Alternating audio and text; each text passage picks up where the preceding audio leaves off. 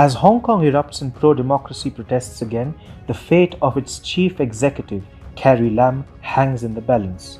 Ever since Lam assumed the reins of the former British territory in 2017, Hong Kong has massively tilted towards the Chinese Communist Party as the latter moves at a menacing speed to strip off the city of its autonomy. This has been possible only because of Lam's total devotion to the CCP. On the contrary, President Tsai Ing-wen, who took control of Taiwan in 2016, has fearlessly taken on the CCP and protected Taiwan's interests, and her brilliant handling of the pandemic has further enhanced the stature of Taiwan, which has delivered a crushing blow to Xi Jinping's dream of taking back Taiwan by force if necessary. While Carrie Lam and Tsai Ing-wen took over the reins of Hong Kong and Taiwan respectively at almost the same time, both leaders have taken starkly different routes when it comes to protecting the values of democracy. Hong Kong is erupting again after the introduction of the controversial national security legislation. Under Hong Kong's basic law, the internal security is a matter of the local government of the city. However, Beijing now wants to usurp this role. The move is aimed at protesters of Hong Kong, whom China calls terrorists.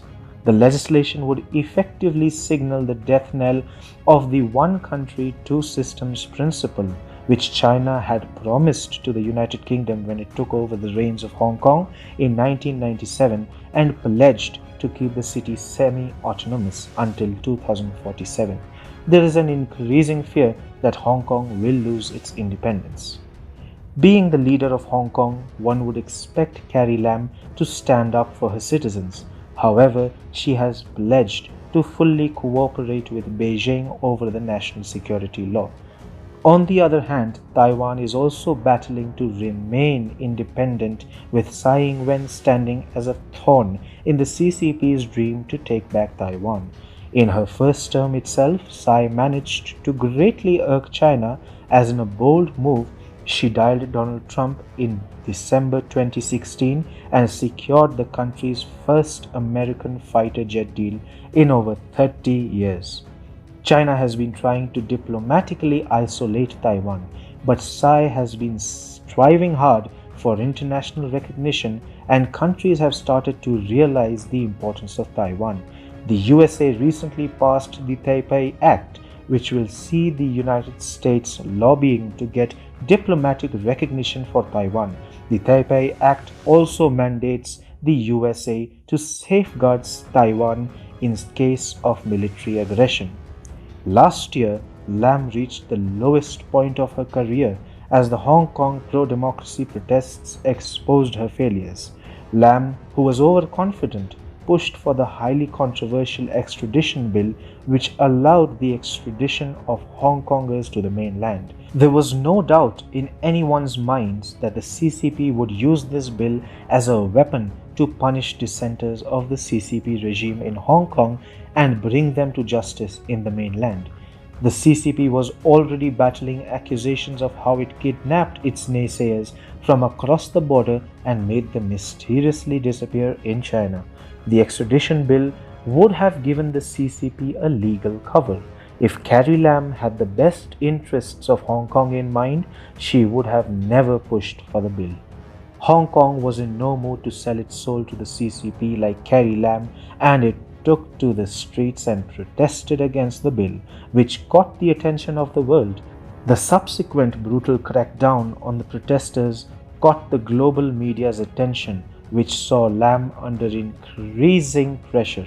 Lam finally cracked and in September withdrew the bill. Lam, who has publicly claimed that she admires Xi Jinping the most out of all leaders, recently blamed Hong Kong's liberal education system for last year's protests. Lam has claimed that students need protection from being poisoned and fed false and biased information. Moreover, Lam wasted no time in towing Beijing's line as soon as she assumed the reins of Hong Kong. In the local legislative elections, Lam started disqualifying all pro-democracy candidates who pressed for self-determination. In July 2018, Lam banned the pro-independence Hong Kong National Party under the garb of sedition. While Lam is determined to destroy every last shred of Hong Kong's autonomy, Tsai has steadfastly refused to accept the One China policy and has been proven to be a calm head. Tsai was re-elected with a landslide victory earlier this year. She swept to power after she supported the Hong Kong democracy protests as her party garnered over 8 million votes, while the opposition Kuomintang folded up with less than 6 million votes.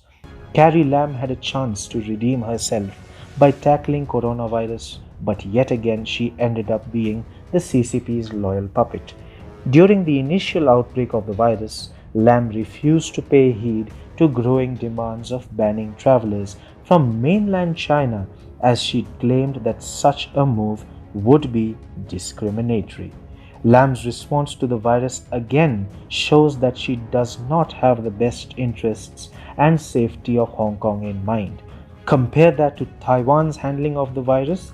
Taiwan has made giant strides under Tsai, with most notably being her stupendous handling of the pandemic, which has shot up her approval ratings to an all-time high of 61%.